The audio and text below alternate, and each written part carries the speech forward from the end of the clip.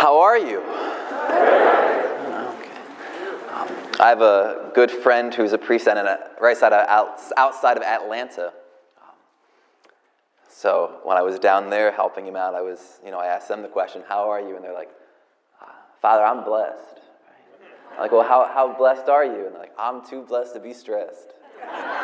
So it's great. So whenever someone asks you, "How are you?" say, "I'm blessed." Right? I'm blessed. And this election season, when you keep watching all those ads, just say, "I'm too blessed to be stressed right now." Right? How'd the Red Sox do last night? I wasn't paying attention. I didn't care. Yeah. I'm glad that's all over with. So no one has any excuses now for tomorrow night, right? Let's take a poll here. Raise your hand if there's someone in your family, someone that you know, a kid, grandkid, brother, sister, who has left the active practice of the faith. All right, most hands are up, right? I am asked to do a course or a class on bringing children and grandchildren back to the practice of the faith. I'm the priest, apparently, who got roped into this mission. So I give talks at all of our men's conferences, women's conferences, catechetical conferences, and whatnot. And so tonight I kind of want to touch on not necessarily how to bring them back, but one of the greatest obstacles to faith of basically my generation and younger. But first, give you an insight into kind of the structure of these three talks. I love an insight that Father Benedict Groeschel had, he died a couple years ago. He was a Franciscan priest. He was a psychologist. But he said most people approach God in one of three ways. Right? And he used the three ways that were what are called the transcendentals. They're these attributes of God that people participate in, but that transcends them. They go to God. The transcendentals are beauty, truth, and goodness. Beauty, truth, and goodness. And so people often approach God by way of one of these three paths or transcendentals. So, for example, those who approach God by way of beauty. So think of last night, right? The image of God as the divine bridegroom. Right? It's something beautiful. Right? That whole relationship that he desires is beautiful. And people were very, like, wow, I feel like I can approach God that way. Right? Yeah. Think about driving down the street, right, in the fall, right? Something just within you says, this is beautiful, and it draws you into the divine, right? Now, not everybody who drives down the street is like, wow, that's so beautiful. Some are like, wow, trees, right? Great. Now the Southerners are going to come up here, right? So that's the pathway to beauty. There are those who approach God by way of truth. These are the people who are like, I'll believe in God once, give me the evidence. Like, let's talk about, prove to me that God exists, right? Prove to me God exists, and then we'll prove, scriptures, and we'll prove Jesus, and right? They want the proof, right? Which is fine. That is faith seeking understanding, or understanding seeking faith, right? This is part of our tradition, right? Thomas Aquinas approached God by way of truth, right?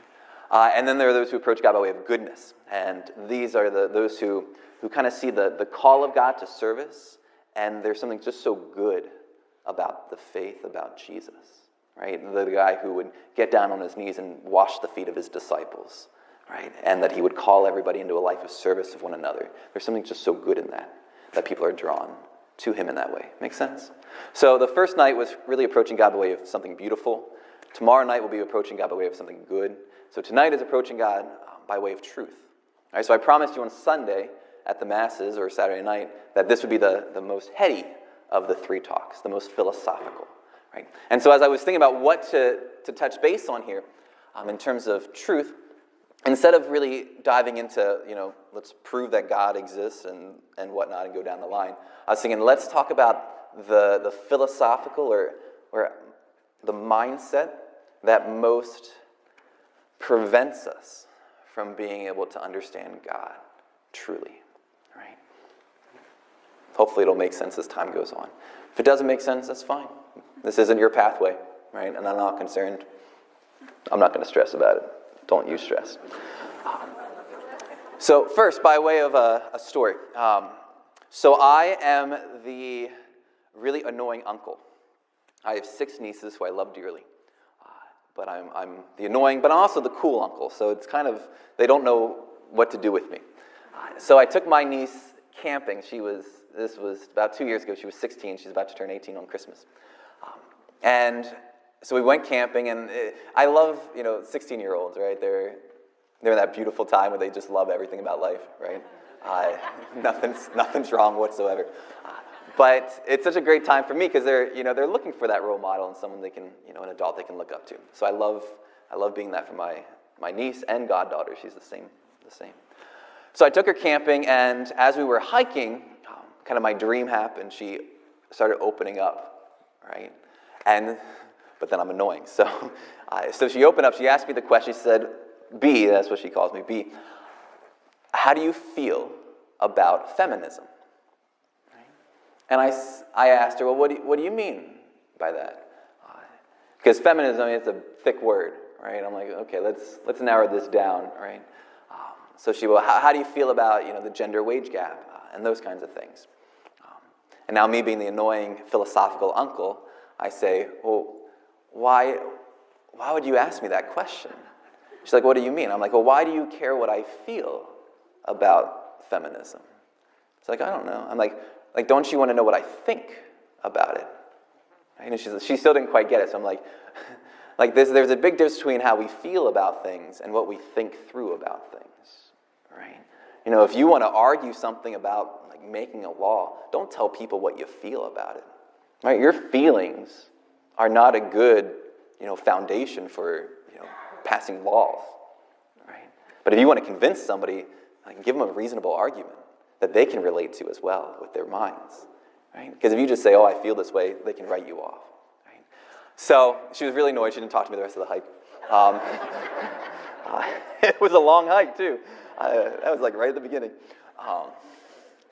But proud uncle moment, a year later, she was now a junior in high school. She had to give a speech in one of her English classes. It had to be a persuasive speech. So she chose as her topic abortion. And she wanted to approach it from a pro-life perspective. I was excited. I don't even know where she really became so passionate about pro-life causes, but I'm not going to complain. It's awesome. It was cool. So they taped the talk, and so I got to watch it afterwards. I was so proud. But she basically there was her, and then there were 2 other girls in her class that were going to give a persuasive speech on abortion from the pro-choice perspective. So she went first, and she started off by saying, how I feel about this doesn't matter. All I want to give you are facts and let you decide. My opponents will probably say things like, well, I feel I shouldn't make choices for others. Or, she only thinks that because of her faith. And so, I'm not even going to bring faith or feelings into it. Here are facts. Do with it what you will. And she just walked them through kind of the development of the fetus, what happens in abortion at different stages of the pregnancy, what are the psychological and emotional effects of abortion, what are the opportunities and options that are really actually out there to help people in crisis pregnancies. She just walked through all the facts. And it was great, her classmates came up to her afterwards, and they were like, wow, I never actually thought reasonably about this issue before. I think I'm pro-life now, Carly. I was like, yeah, you go, girl, right?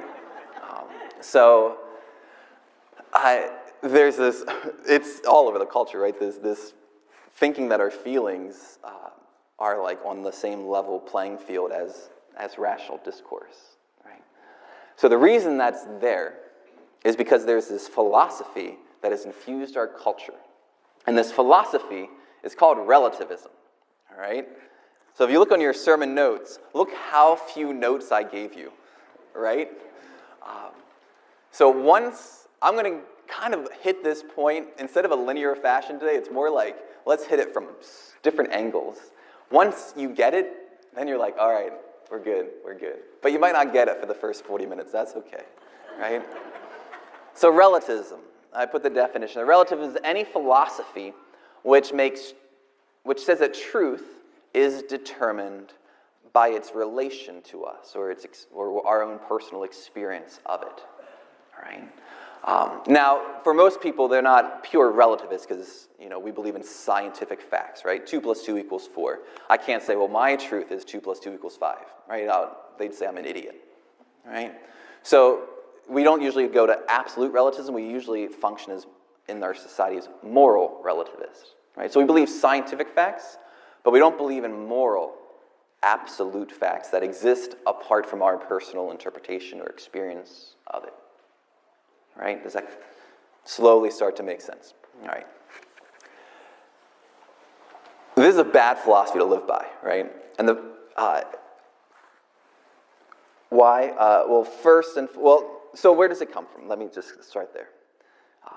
There was an ancient philosopher, Protagoras. He said that man is the measure of all things. Right? So that's the idea behind relativism, that our personal experience is really what makes reality or what makes truth. All right, man is the measure of all things. The great biblical relativist is Pontius Pilate. So when Jesus is brought in right before he's taken out to be crucified, he's having this conversation with Pontius Pilate. He said something like, I've come to bring truth, right? And Pontius Pilate just kind of shrugs. He's like, what is truth? For him, truth was, I can have you killed or not. It doesn't even matter if you're innocent or guilty. Truth is whatever I say it is. What is truth? Right? That's the great relativist in Scripture, is Pontius Pilate. Why is this such this idea of relativism is going to be, we're going to find that it's antithetical to Christianity. Right? Because Jesus very boldly proclaims that he is the truth, right? That him as the truth doesn't rely upon our believing in him. It doesn't rely upon our experience of him. He is the truth. He sets himself up as this absolute truth apart from our own experience of him, right?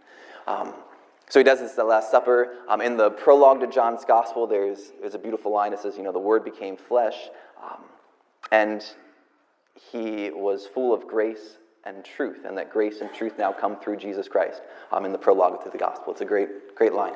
But it's this idea that part of Christianity is this pursuit of truth.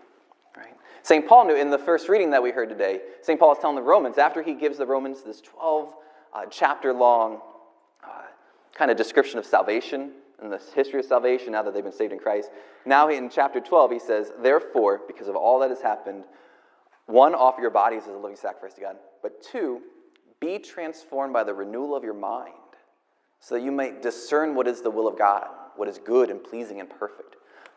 So even the Christians in the early, the scriptural days, right after Christ, they realized that to follow Christ is to think differently than what the culture was thinking. All right. So that's where we are. So the culture is this relativistic culture. We're called to think differently. So what is relative? Let me use an example. Maybe this will help. Last week? 2 weeks ago, I was invited to be part of this thing called a Purple Carnival. There's this group on the campus at Millersville. They're called Carly's Angels. And some of my students are part of the group, and they're great. And Carly's Angels exist to raise awareness of sexual assault on campus, right? Which is it's a great plague right now on college campuses. So this carnival, this Purple Carnival they put together, they invite all these different groups to talk about, how to have healthy relationships, how to help prevent sexual abuse, and all those kinds of things, right? So a lot of people go, and they draw you in because they make a carnival, like little games and whatnot. For example, I had to play before. So I was there as a campus minister, kind of sharing what campus ministry offers. Before it started, all of us got to go around to the other tables and visit with the other ones. So there was one table that I had to roll a dice, 1 through 6, and they had 6 relationships that were listed. And then I had to, whatever number I rolled, had to describe what a healthy sexual relationship looks like for that relationship, right? So the first one, I loved how they numbered them, because number 1 was monogamous marriage. So I'm like, all right, that's a good one right there.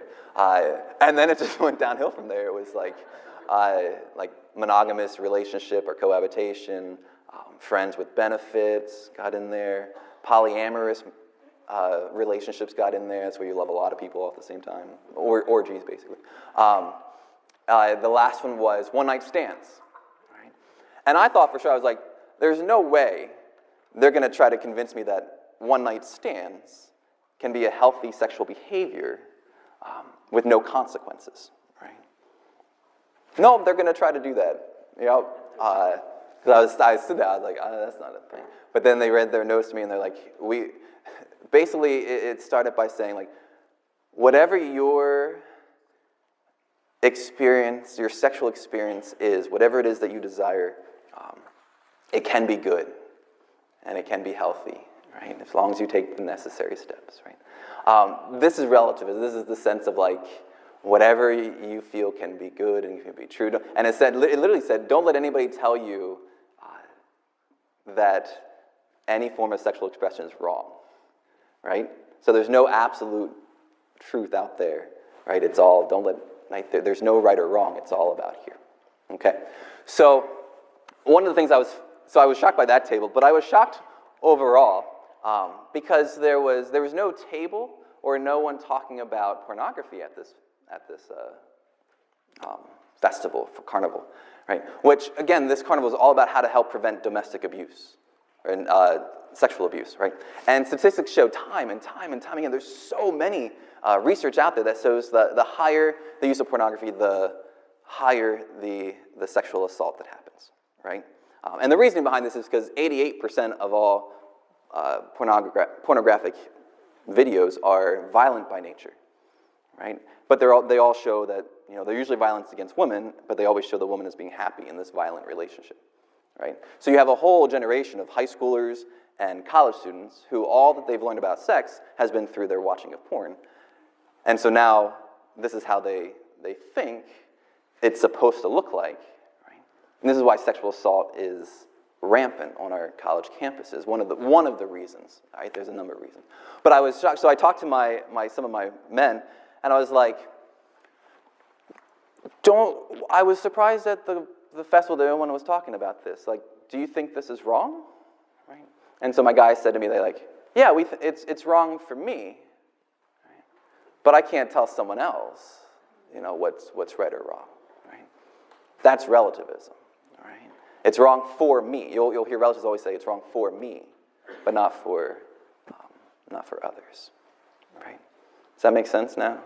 You get an idea? So this is all over the culture, right? It's all about right, what's for me. It's about feelings, like my personal feelings determine truth, right? This is why, like, if you ever watch like the State of the Union address over the last number of years, you know what they always do? They always have sob stories now, right? It's always about how can I play on your feelings, because somehow if I get your feelings on board for me, then you'll like my policies, right? No, that's not how it works in reality, right? But they understand that this is the mindset of the American culture, right? We're all relative in terms of truth is determined by our feelings. So what's wrong with this, right? So what would you say to a relative in terms of like, hey, the way this is illogical, this is a bad way of living, right? So one, relativism is inherently illogical, right? So it basically says the only absolute truth is that there are no absolute truths, right? But that's contradictory. You can't say there are no absolute truths because that's an absolute truth statement you just made. So you're just contradicting from the very get-go your philosophy of life, right? So it's illogical. And if it's illogical, that means it's unreasonable. And if it's unreasonable, then the Homo sapiens, the reasonable being, right, shouldn't live an unreasonable life. Right? We should live a rational life according to our nature, right? So, because it's against reason, it's also against God, right? It's fundamentally ungodly, unchristian. So it's illogical, but it's also super, super dangerous, right? Like I said, here were the people on campus, right, who wanted to prevent sexual assault, but they couldn't actually talk about what prevents sexual assault because they're relativist, right? And so it's, people are going to be hurt because they can't say, hey, this is wrong,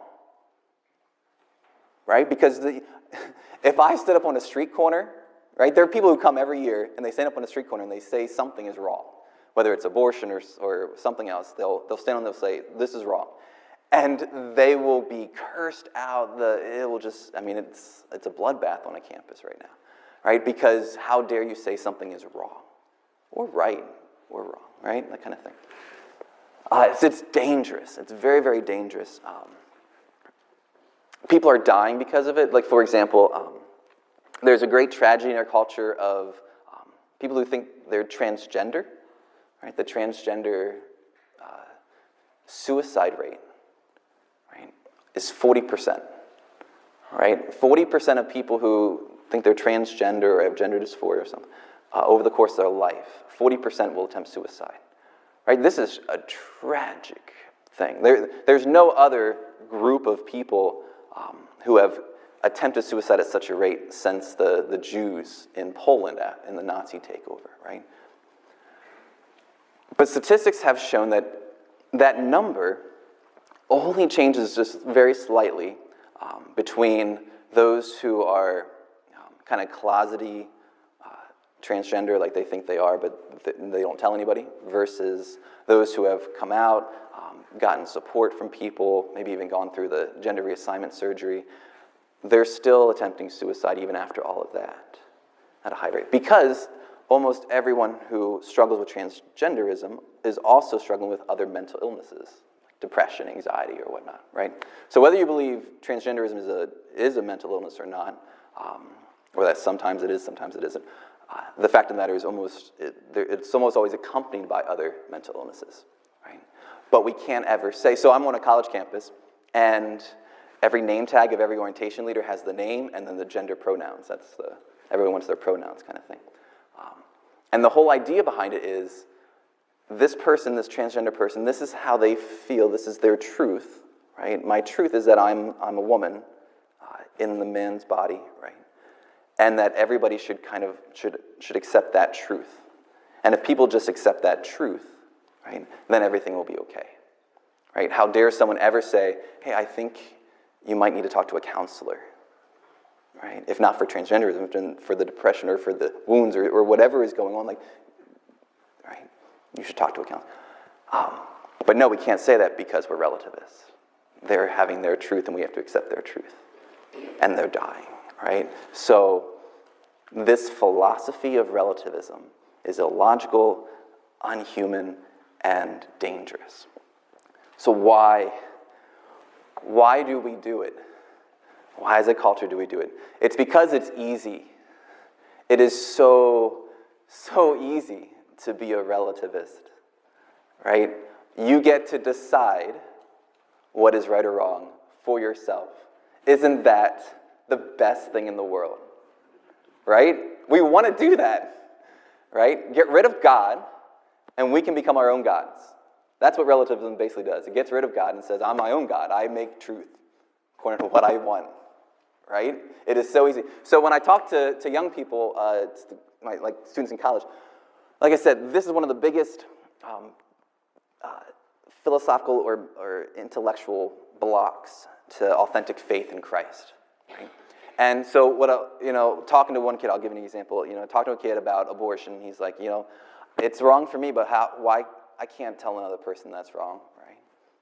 And so working with him, saying, okay, this has to be an objectively wrong thing, right? And he's like, I just can't accept that. And I'm like, okay, well, you're a relativist, but he realizes, like, I'm a relativist in this. I'm like, yes, you are. And you need to go before Jesus and ask him why. Why are you a relativist in this? And he comes back later and he says, I thought about it and I realized I want to be a relativist in this because I want to still have premarital sex, right? So the reason that we love to be relativists is because it lets us get away with whatever we want, right? This is why it's all over. Make sense? All right, the great virtue for the relativist is tolerance. I don't know if you ever hear this word. It's very popular in the college. Tolerance, right? So, which makes sense. So the relativist, I have my truth, you have your truth. I'm going to tolerate your truth, and you'll tolerate my truth, right? Right? You want to bake that cake, you bake the cake. If you don't want to, you don't have to. If you want to kneel, if you want to stand, whatever you want, it's your truth and my truth, right? So the relativist is absolute tolerance of everything and every opinion, right? But the problem is, in history, we've always seen that relativism will eventually turn into a form of dictatorship. So once a group of relativists rise to power and they agree on something, right? And it doesn't have to necessarily be like intellectual. It has to be their particular truths, but they all agree on some particular truth, right? They will now impose their truth upon the others, right? So it moves from a tolerance to a dictatorship. And that's kind of what we're seeing in our culture right now, right? That's kind of our political discourse. Like, we're just yelling back and forth, and there's no like actual rational discourse happening. It's because you have these two groups that have come to their own conclusions, but don't know why. It's more or less because they want to. You know what I mean? All right. So you get what relativism is? All right. Now, relativism broke into the church like a lion, like it came and it flooded the church about 50 years ago. So what happened? So 50 years ago, this past July, Pope Paul VI released Humanae Vitae. Right? Humanae Vitae is the encyclical that upheld the church's ban on artificial contraception. Right? So the church has had this ban since its foundation. Interestingly, it's very interesting that in the early church, women were converting into the church by large numbers, in part because of the church's ban on contraception, because they realized it was so devaluing to them and their relationships in the early church. Right? So we fast forward 2,000 years, and things changed a little bit. But so this happened. This came out in 1968, and it's a total aside, but one of the things I love about being in college campus ministry as opposed to parish ministry is I don't get yelled at about things as much. Like I gave a homily on contraception once at a parish, and I got my head chewed off. But at the college, we'll sit in the living room and they'll just discourse and converse about it all. And a lot of the girls are like, I don't know why I would ever use contraception. Like, I don't even put like non-GMO foods in my body. Why would I ever put like hormones in there?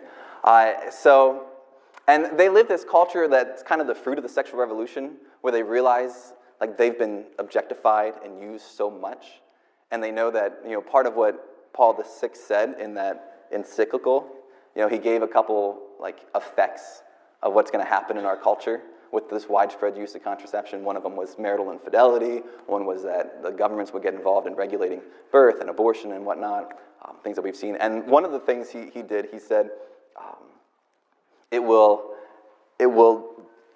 affect the human person. It will affect man in his understanding of the need for reverence of the woman and of her physical and emotional equilibrium that she experiences, and she'll end up being used or objectified for his own particular ends, right? And they're like, yeah, this is exactly what's happened to me again and again and again, right? The guys have completely shut down in the ability to understand where she's coming from. So it's cool. They have this conversation all the time. It's fantastic. Theology of the Body, if you've never read Theology of the Body, it's such great stuff by John Paul II. Most young adults I meet who are still on fire for their faith, almost all of them have had a Theology of the Body type understanding or teaching or experience.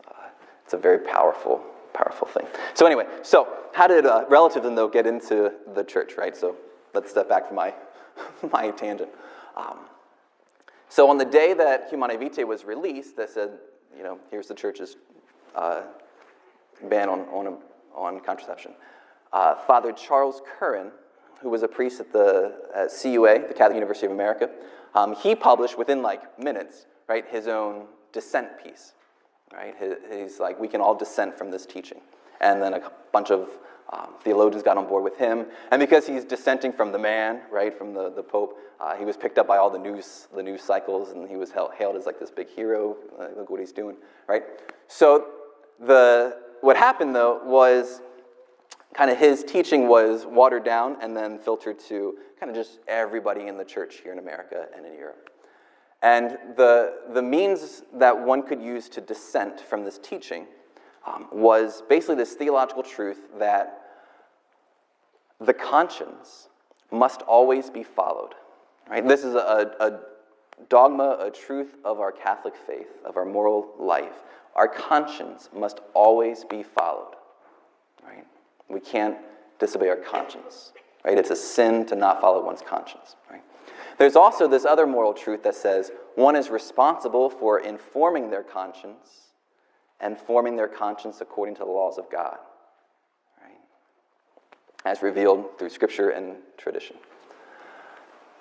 But we kind of forgot about that second part, and what came is this sense of, okay, whatever is in your conscience, that's what you should follow. And then we made, over the next couple years, this little jump and said, well, whatever's in your conscience must be true. You get the jump there? So it moves from whatever's in your conscience must be followed to whatever is in your conscience must now be true. Right? So now truth was determined, was relative to the person, to person experience, right? And this kind of just flooded the whole church. Right? This is very common in the church. So, relativism is everywhere. You really can't get away from it, but we have to. Because it denies who God is. It makes us into God, right? It's the ultimate pride, right? It goes back to the original sin in the garden, right? Where they wanted to determine what was good or not good, right? So that's where we are in terms of this relativism. Now, what has happened, right? So this is the second half of your notes. So we just finished the first 2 pages. Look at that, or the first 2 lines. What has happened is we have created a new religion that fits into this relativistic framework. Right? So there was I forget his name. His name was Christian Smith. He worked at UNC, University of North Carolina, and he and his team, they conversed with thousands of 17, 18, 19-year-olds. This was back in 2003. Right? So now they're in their 30s. And he was talking to them about their faith experience, what they know about God and the religion and all those kinds of things. Right? And so they were floored by these, well, they weren't really floored, but they were kind of floored by the results of this research that they had done. And they realized pretty clearly that these teenagers couldn't articulate even very basic truths of the faith, like who was Moses, what did he do? I don't know, right? They could articulate very, very, very well things about, musicians. Like they could tell you all about Taylor Swift or Kim Kardashian or something like that. So it wasn't that they were inarticulate in anything. They were just inarticulate totally when it came to faith, religion, those kinds of things. When they were asked, is religion important?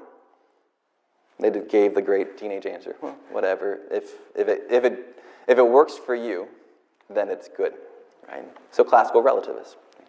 So they did all these conversations, all these things, and they realized that basically all these teenagers had a religion that had 5 creedal points, right? There are really 5 beliefs that they had. So they dubbed this religion, right, moralistic therapeutic deism, to describe what these 5 creedal statements are. So this is the belief, this is the faith of most people less than 40 years old, right? Every time the new research comes out, we have more people who call themselves nuns, N-O-N-E-S. Yeah, I think they just, in the last couple of years, surpassed the number of Catholics. I think like 30% of America are nuns, right? This is generally what, you can only speak in generalities, but this is generally what that group of people would say is their basic faith. So I put these down for you. Number 1, they believe a God exists who created and ordered the world and watches over human life on earth. Number 2, God wants people to be good, nice, and fair to each other as taught in the Bible and by most world religions. 3, the central goal of life is to be happy and to feel good about oneself. 4, God does not need to be particularly involved in one's life, except when God is needed to resolve a problem. 5, good people go to heaven when they die. So this is the general faith of a lot of people, right? And I don't doubt that some people here, this is probably how you would kind of describe faith sometimes, right? So we would Christianize it a little bit and add Jesus in there and whatnot, but ultimately it's about feeling good and being nice, right? The ultimate command of Jesus is to be nice to people, right? Now, if you read the Gospels, that's not actually what the central command of Jesus is, right? Love doesn't mean to be nice to people or to tolerate people. Love is to lay down your life for that person, for their good, whatever that good is, right? So, so they found that, they described it, they said this is not a religion that's a repentance from sin, right? They don't even believe in sin. It's not a keeping the Sabbath or living a life of servanthood to the divine, or steadfastly saying one prayers, or observing holy days, or building character through suffering, or basking in God's love or grace, or spending oneself in gratitude or love for the cause of justice. Rather, it's about feeling good, happy, secure, and at peace. Right? This is what I believed. I thought in my life, when I was doing my vocational discernment at first, I thought all I have to do is decide what will make me happy, and if I get through life and end up happy, God will be like, well done, Brian. Right, that's what I thought. I was definitely this. It looks so good, right? It looks so satisfying, but the problem is it doesn't actually exist in reality. Right? If you pick up the Bible, this is not the religion you're going to get from the Bible. It's not the one you're getting from the Quran or Hinduism or Buddhism. This is all false, right? Right? And we believe Jesus is the truth. So I'm not saying all of the religions are equal. Right? I don't want to say that. But Jesus has not revealed this religion. Right? We've reduced our Christian expression to something so much less. Right? So these teachings, they've crept into so much of how we express our faith to others. Does that make sense? We've bastardized Christianity. We've made it a pathetic form of a watered-down version of itself. Right? So part of what we're going to talk about tomorrow is how to really be Christian again. Not again, but to let the Spirit really take hold and bring us alive again. Right? The answer to every crisis in the church is not to become more like the culture. The answer to every crisis in the church is saints. Right? Whenever the church is facing crisis, God always raises up saints. He always pours more grace into his church so that people can live more fully their life for holiness. Right? So that's what we're going to really be reflecting on tomorrow. So I'll close out with kind of just a funny note, a funny anecdote. So in the Newman House down at Millersville, we've talked about this, ad nauseum, because again, this is such an important point for young adults to get. They have to realize that they're relativists before they can really give their hearts and souls to Christ, who is the truth, right? So they make this transition. It's fantastic, right? But so we joke always about, calling Jesus the nice guy. Jesus is not the nice guy, right? We don't believe in that, right? So we have this. And so what we've done to kind of get that out of our minds is we have what's called sassy Jesus. And so we hear in the Gospels all the time about sassy Jesus, right? The Gospel for this morning, at this morning's Mass, Jesus was healing this woman on a Sabbath day. And the Pharisees are like, you can't do this on the Sabbath day. And Jesus is like, which one of you doesn't untie your ass on the Sabbath day, right? That's sassy Jesus, right? It's not nice Jesus, it's sassy. So we use it to help the students kind of get rid of that false image. And now sassy Jesus isn't the true ultimate image of God, right? But it helps them to say no, there's more to Jesus than what I've been brought up with, right? And it's a fun way of doing it because you don't, as a kid, you're never told see Jesus is sassy, right? Have you been told Jesus is sassy? Yep, no, see? But he is all the time. It's so great. It's so good. So I just invite you as you pray through the scriptures, to not fall into that relativistic mind trap that it's all about feeling about kind of that comfort, the security, right? Jesus does come to comfort the afflicted, but he comes to afflict the comfortable, right? And most of us are very comfortable, right? We are Americans in the 21st century. We are a comfortable people, right? So he's come to afflict us. So we'll talk tomorrow about kind of that call to holiness within, and we just pray that as we interact more and more with, our family members, our loved ones, our dear ones, help them slowly understand, right, that this relativistic mindset is one, illogical, but it's so dangerous to us and to our future civilization.